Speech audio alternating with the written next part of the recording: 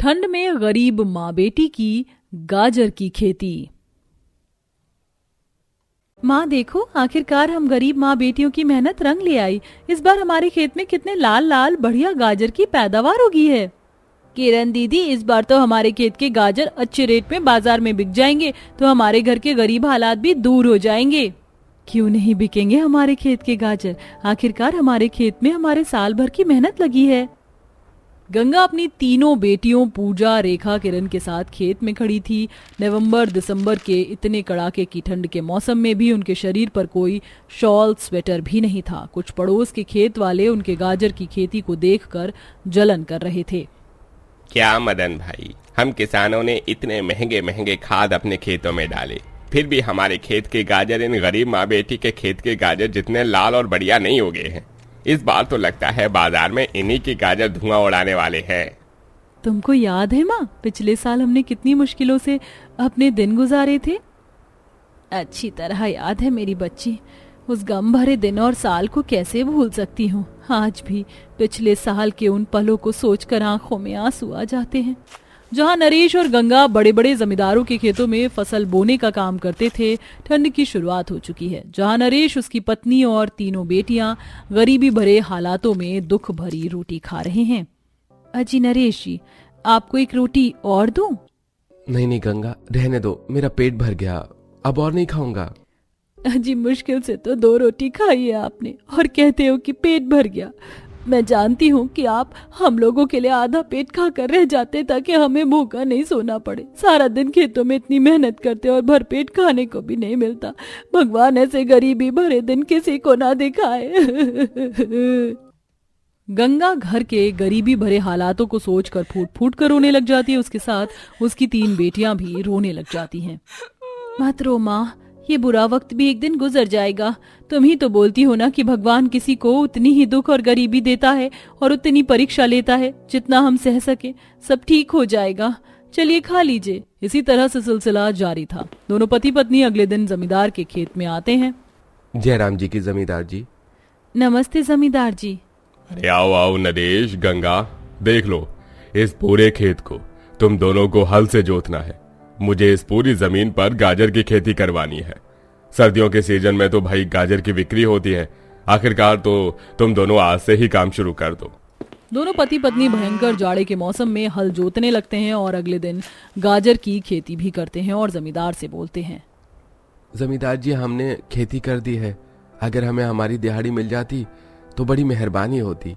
अरे अभी कहाँ से पैसे लाकर दूं? फसल बिकेगी तभी तो दूंगा। पर जमींदार जी, जरूरत तो अभी है और अगर जरूरत के टाइम पर पैसा नहीं मिलेगा तो क्या फायदा? अरे मालिक, थोड़ा तो तरस खाइए, बाल बच्चे वाला आदमी हूँ, घर में अनाज का एक दाना नहीं है। अब आप ही का सहारा है, आप भी मुंह फेर लेंगे तो कैसे होगा? अरे मैंने कह दिया ना, अभी एक अठन्नी भी मेरे पास नहीं है। दोनों पति पत्नी भारी मन से घर लौटते हैं। पूरा परिवार उस रात भूखा ही सो जाता है। नरेश हर दिन काम की तलाश में धक्के खाता है, मगर ठंड के उस मौसम में उसे कहीं कोई भी काम नहीं मिलता। उस रात जब वह चिंता लेकर सोता है तो फिर कभी नहीं उठता।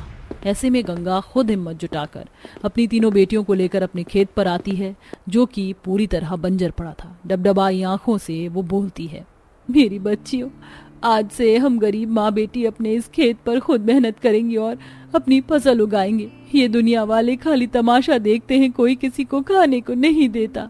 तुम बिल्कुल ठीक कह रही हो माँ।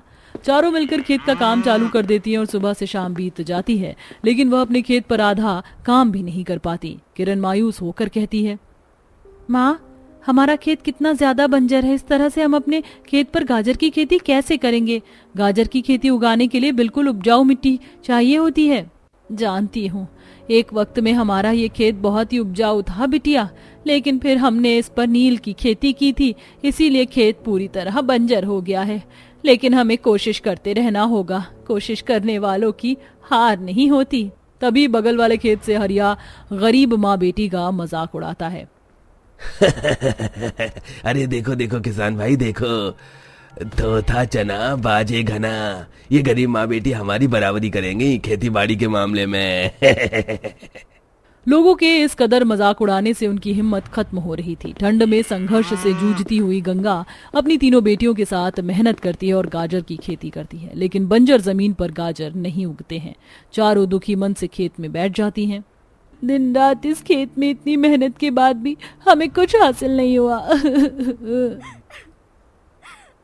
रो मत रेखा, जो गिरकर उठ खड़ा हो वही हिम्मत वाला कहलाता है। ऐसा करते हैं, अपने खेत में अब गोबर छिड़क देते हैं, जिससे हमारी जमीन नम और उपजाऊ हो जाएगी। तब तक हम भट्टी में मजदूरी कर लेंगे। चारों गरीब माँ बेटियां ठंड के मौसम में सड़क पर से गोबर ढूंढ ढूंढ कर अपने खेत में खाद के तौर पर इस्तेमाल करती हैं और लगभग 1 सालों के लिए अपने खेत को परती छोड़कर भट्टी पर ईंट बनाने का काम करके आधा पेट खाकर रह जाती हैं। इसी तरह से 1 साल गुजर जाता है और वह दोबारा गाजर की खेती करती हैं। इस बार उनकी मेहनत रंग ले आती है। चलो मेरी बच्चियों, ये वक्त रोने का नहीं बल्कि अपनी जिंदगी को संवारने का है। बहुत काम बाकी है। चलो सारे गाजर तोड़कर इन्हें बाजार में बेचने चलते हैं। हाँ माँ चल। थोड़ी देर में गंगा अपनी तीनों बेटियों के साथ अपने खेत के तरोताजा गाजर तोड़कर उन्हें बेचने के लिए बाजार में जाती है। गाजर ले लो, गाजर, लाल लाल मीठे मीठे गाजर। आइए आइए प्यारी प्यारी आंटी जी, ले जाइए मीठे मीठे हलवे वाले खेत के ताजा ताजा गाजर, एकदम सस्ते में। लाल लाल ताजा ताजा गाजर देखकर पुष्पा, विमला नाम की 2 औरतें गरीब माँ बेटियों के पास खरीदने के लिए आती हैं। अरे विमला बहन, देखो गाजर तो कितने फ्रेश और बढ़िया लग रहे हैं, हलवे के लिए खरीद लेते हैं। अरे ओ बहन जी, क्या रेट लगाया गाजर का? जी एकदम 40 रुपए किलो लग जाएगा बहन जी। बाप रे बाप, ज्यादा रेट नहीं बता रही गाजर का? वो तुम्हारे पड़ोसी ठेले वाला तो 20 रुपए किलो गाजर बेच रहा है। आंटी जी एक बार उन अंकल के गाजर तो देख लीजिए, कैसे मुरझाए हुए सी बासी हैं। हमारे गाजर खेत के तोड़े हुए ताजा गाजर हैं। ऐसे गाजर आपको पूरे बाजार में छान मारने पर भी कहीं नहीं मिलेगा। अरे बात तो एकदम ठीक बोल रही है गुड़िया। विमला, ऐसे खेत के ताजा गाजर देखे हुए तो जमाना हो गया। अरे थोड़ा कम हलवा खा लियो, लेकिन बढ़िया तो खा। चल 1-1 किलो गाजर ले लेते हैं। दोनों महिलाएं खुशी खुशी गरीब माँ बेटी के खेत के गाजर को खरीद लेती हैं। तभी और भी लोग उनके ताजा ताजा चमचमाते गाजर को देखकर खरीदने के लिए भीड़ लगा लेते हैं। अरे क्या बात है, क्या बढ़िया टमाटर की तरह लाल गाजर बेच रही हो। जरा 5 किलो तोल देना बेटा। अभी कर देती हूँ अंकल जी। इस तरह कुछ ही देर में गरीब माँ बेटियों के खेत के गाजर की लूट मच जाती है और उनकी अच्छी कमाई होती है। माँ देखो, कुछ ही घंटे में हमने सारे गाजर बेच दिए और देखो पहले ही दिन हमें कितनी अच्छी आमदनी हुई है। आज हम लोग आधा पेट नहीं बल्कि भर पेट खाएंगे। रेखा की बात पर उसकी दोनों बहनों और माँ की आंखों में आंसू छलक पड़ते हैं। उस रात सब लोग अच्छे से खाते हैं। अगले दिन दोबारा से वह अपने खेत के ताजा गाजर को तोड़कर बाजार में बेचने के लिए ले आती हैं, जहाँ लोग पहले से उनके इंतजार में खड़े होते हैं। अरे देखो वो आ गई खेत के ताजा गाजर लेके माँ बेटियां। अरे हम सब लोग पता है कब से तुम्हारा इंतजार कर रहे हैं। चलो अब जल्दी जल्दी हमारे लिए ताजा ताजा गाजर तोल दो। कल मैं जो गाजर अपने घर लेकर गई थी ना, उसकी मैंने बहुत ही बढ़िया हलवा बनाया। मेरे पति तो तारीफ करते रह गए, इसलिए मैंने सोचा आज मैं आलू मटर गोभी गाजर डालकर सब्जी बनाऊंगी बढ़िया सी। और इसके लिए तुमसे ज्यादा ताजा खेत वाला गाजर और कहीं तो मिलने से रहा।